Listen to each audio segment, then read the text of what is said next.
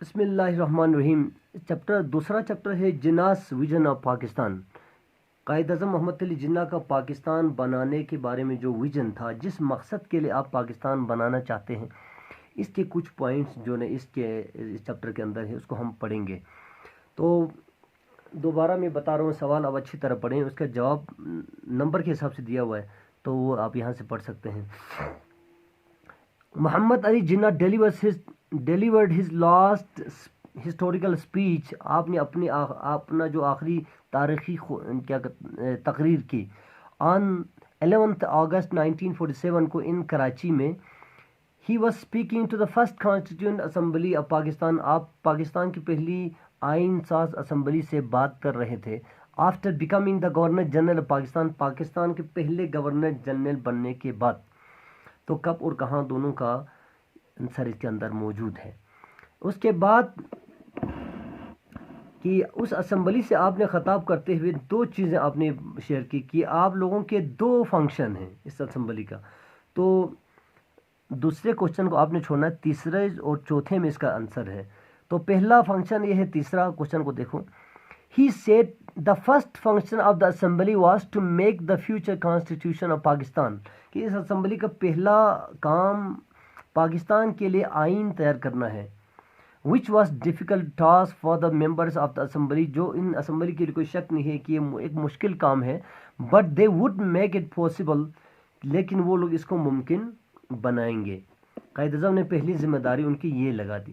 دوسری ذمہ داری about the second function، دوسرے جو کام ان کی ذمہ داری جو اسمبلی کے ممبران کی تھی۔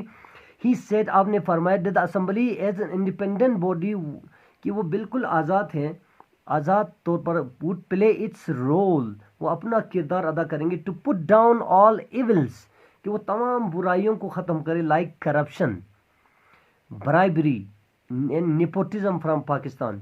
جو پاکستان سے کرپشن کسی بھی بہت سارے برائیوں کو کہتے ہیں، لیکن آج کل ہم جو نا اس میں فائنینشیل ٹرم میں دیکھا جائے تو پیسوں کی ہیرا پھیری کو کہتے ہیں۔ برائبری، رشوت، نیپوٹزم جو سفارش کرنا بھی یہ بہت بڑی لعنت ہے، جس سے حقوق سلب ہو جاتے ہیں۔ تو ان کو ختم کرنے کے لیے، یعنی کہ میرٹ قائم کرنے کے لیے پاکستان میں آپ نے بات کی۔ اس کے بعد ہے جناب علی، آپ نے فرمایا کہ سب کنٹیننٹ کے لوگوں کو لیگیسی میں جو ہے نا ورثے میں کچھ چیزیں ملے ہیں، تو وہ کیا چیزیں ہیں؟ He said، آپ نے یہ فرمایا that the people of the subcontinent were suffering from many social evils، کہ بر صغیر کے لوگ بہت سارے معاشرتی بیماریوں میں مبتلا تھے، ان کے اندر بہت ساری خامیاں تھیں like corruption، bribery and nepotism، جن میں کرپشن ہے، رشوت خوری کرنا اور سفارش وغیرہ۔ and we had got these things in legacy، آپ نے فرمایا کہ ہمیں یہ چیزیں ملا ان لیگیسی میں ملا، ورثے میں ملا۔ لیگیسی کا مطلب ہے جو آپ کے آباء و اجداد کی طرف سے آپ کو کچھ چیزیں مل جاتے ہیں، چاہے وہ پیسے کی شکل میں، چاہے عادت کی شکل میں، رویوں کی شکل میں، یا کسی بھی شکل میں۔ He strongly directed the members to take measures، آپ نے اسمبلی کے ممبرز کو سختی سے کہا کہ وہ اقدامات کریں، میجرز لیں to eradicate these evils from Pakistan, کہ وہ پاکستان سے ان برائیوں کا خاتمہ کریں۔ and said، آپ نے یہ بھی کہا that he would not tolerate these things in Pakistan, کہ آپ ان چیزوں کو پاکستان میں برداشت نہیں کریں گے۔ اس کے بعد ہیں جناب علی، پاکستان کے سب کنٹیننٹ کے جب ڈویژن ہو رہے تھے، تقسیم ہو رہی تھی، تو بہت سارے ابوالکلام آزاد جیسے لوگ، انہوں نے غلط فہمی پیدا کیا ہوا تھا کہ یہ غلط فیصلہ ہے۔ اس حوالے سے جو سوال ہے اس کا آنسر یہ ہے about the division of India، India کی تقسیم کے حوالے سے۔ He said there were some people who were not in favor of that division، کہ کچھ لوگ تھے جو اس تقسیم کے حق میں نہیں تھے but they were unaware of the future consequences of living together، لیکن وہ لوگ بے خبر تھے، unaware تھے، کس سے؟ of the future consequences، مستقبل میں آنے والے جو خطرات سے، of living together، ساتھ رہنے کا جو خطرات ہیں اس سے آگاہ نہیں ہیں۔ یہاں پر میں تھوڑا سا آپ کو بتاتا چلوں، جو آج کل جو مسلمان جو انڈیا کے اندر ہیں، ان کے ساتھ اگر کوئی زیادتی ہو رہی تو یہ اسی قائد اعظم محمد علی جناح کی جو اسٹیٹمنٹ کو درست ثابت کر رہے ہیں۔ He said that the time would justify a decision، آپ نے کہا کہ وقت ثابت کرے گا کہ وقت اس کو درست ثابت کرے گا، یعنی جسٹیفائی درست ثابت کرے گا اس فیصلے کو کہ ہم وہاں پر کیوں نہیں رہنا چاہتے تھے۔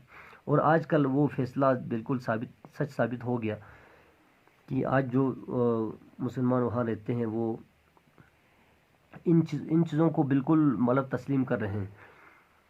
اس کے بعد مینورٹیز کے حوالے سے، جو اقلیت لوگ ہیں پاکستان، ان کے حوالے سے آپ نے فرمایا he said the minorities of Pakistan would be treated، Pakistan کی جو مینورٹی کے ساتھ سلوک کیا جائے گا as a citizen of Pakistan, Pakistan کی شہریوں جیسا سلوک کی جائے گی۔ جو لوگ کم تعداد میں ان کو مینورٹی کہتے ہیں۔ They will have equal rights and responsibilities, ان کو برابر حقوق ملیں گے اور ان کی ذمہ داری بھی اسی طرح سے دی جائے گی۔ And are free to go to perform their religious exercises, اور وہ اپنی فری ٹو پرفارم، وہ بالکل آزاد ہیں کہ وہ ادا کرے اپنی مذہبی ریلیجیس ایکسرسائز، مذہبی جو عبادات وغیرہ، like other citizens of Pakistan, Pakistan کے دوسرے شہریوں کی طرح۔ اس کے بعد آپ نے فریڈم کس چیز سے آزادی مانگا، آزادی کی آپ نے ڈیفینیشن کی۔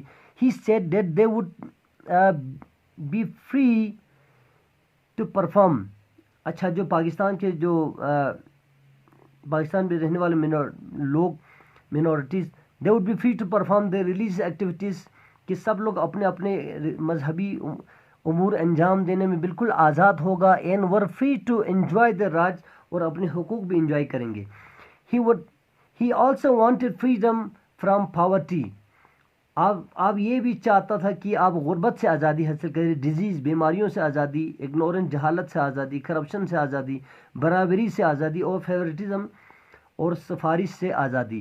یعنی کہ یہ جو برائیاں، پاورٹی، غربت، بیماری، جہالت، کرپشن، یہ ساری بیماریاں تھیں جس سے ہم آزادی چاہتے تھے۔ یہ بدقسمتی سے یہ آج بھی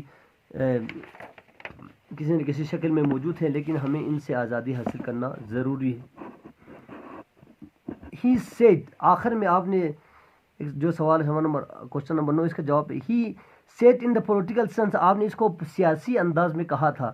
اینڈ آرگیوڈ، آپ نے باقاعدہ دلائل دی، that both of the communities would play their role in the development of Pakistan, Pakistan کے کردار میں دونوں کمیونٹی جو ہے نا برابر کا سارے کمیونٹی مل کر کام کریں گے، ارریسپیکٹیو آف دا ریلیجیس بلیف، مذہبی جو عقائد ہے اس کے قطع نظر۔